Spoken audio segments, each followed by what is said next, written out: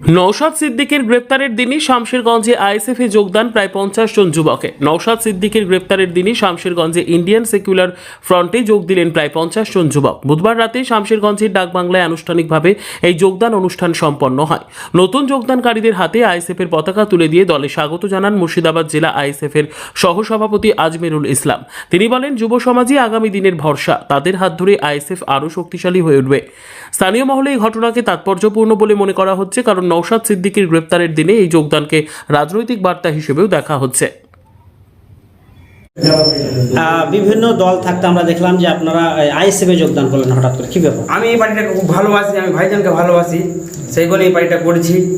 আমার খুব ভালো লাগে, ভাইজান হকের কথা বলে, যে কোনো সমস্যায় পড়ে ভাইজান হক এগিয়ে যায়, যে কোনো বিতরণ করতে কেউ সমস্যায় পড়লে যায় ভাইজান, কোনো গঙ্গ ভাঙন লদ্দি ভাঙনে যায়। এই যে এখন অ্যারেস্ট হয়েছে ভাইজান, এর আগে 40 দিন জেল খেটেছে হকের কথার লেগে, ওয়াকাবের বিলের লেগে আন্দোলন করতে গিয়ে এখন একটা আন্দোলন সভা করেছিল। এই যে এসআর মানে একটা জিনিস এসেছে, মানে অশান্তি ছড়াচ্ছে।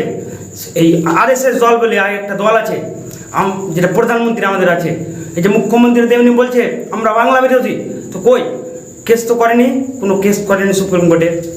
আমি ভাইজানকে ভালোবাসি, যতদিন আমার পর্যন্ত রক্ত আছে শরীরে ততদিন ভাইজানের সাপোর্ট আমি করব।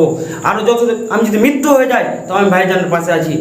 আমি খুব ভাইজানকে ভালোবাসি, দিল থেকে ভালোবাসি। কি নাম আপনার? আমার নাম বরজাহান শেখ, আমি গাজীনগর মালজুমচার থেকে এসেছিলাম।